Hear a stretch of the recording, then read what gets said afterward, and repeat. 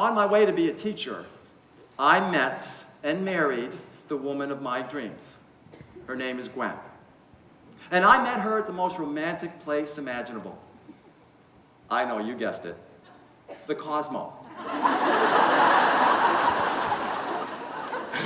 Some of you are clapping. You were probably there last night.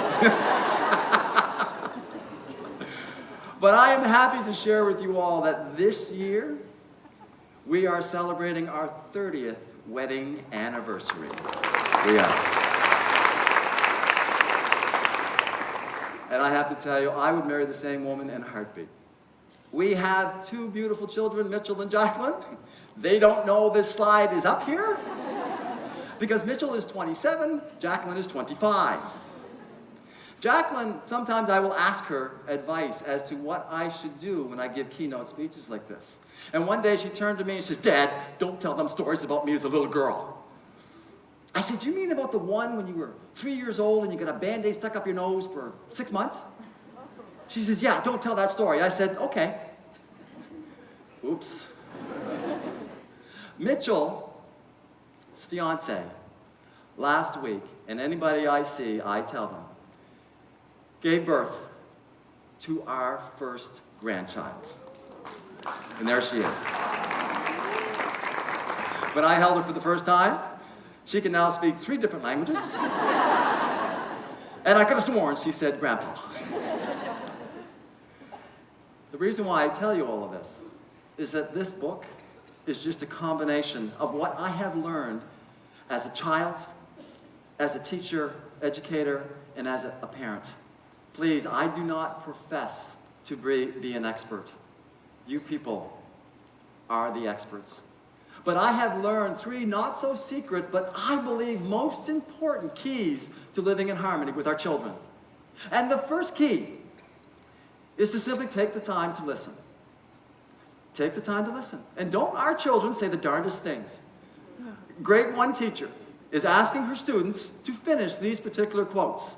And feel free to finish them if you know how to finish the quote. The first one, better to be safe than? Sorry. This grade 1 student said, punch a 5th grader.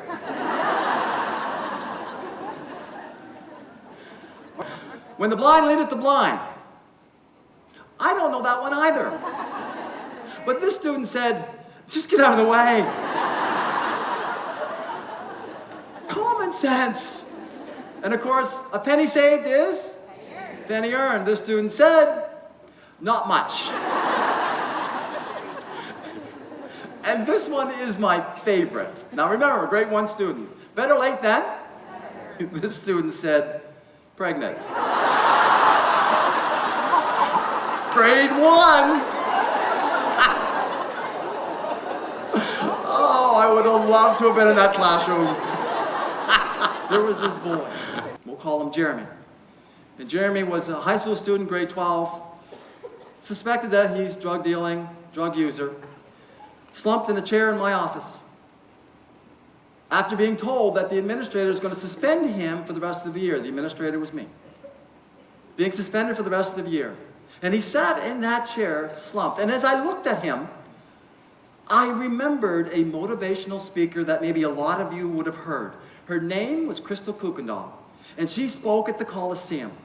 And when she spoke, she changed the way I look at children. She said that we are merchants of hope. Jeremy, and I said, Jeremy, sooner or later, you're going to have to take a stand. And I told him George's story. Now get this, grade 12, street tough teenager, got up out of his seat and gave me a hug with tears in his eyes. He said, what am I going to do? There's the hope. I said, you're going to appeal my suspension.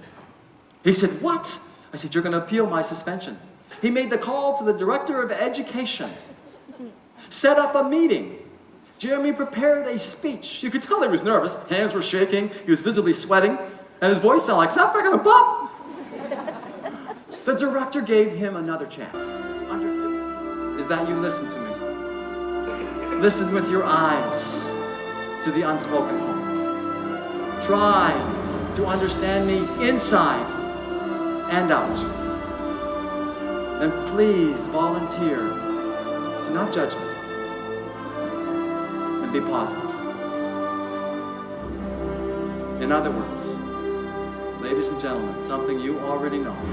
Every child that walks into your classroom, all they're asking is for our love.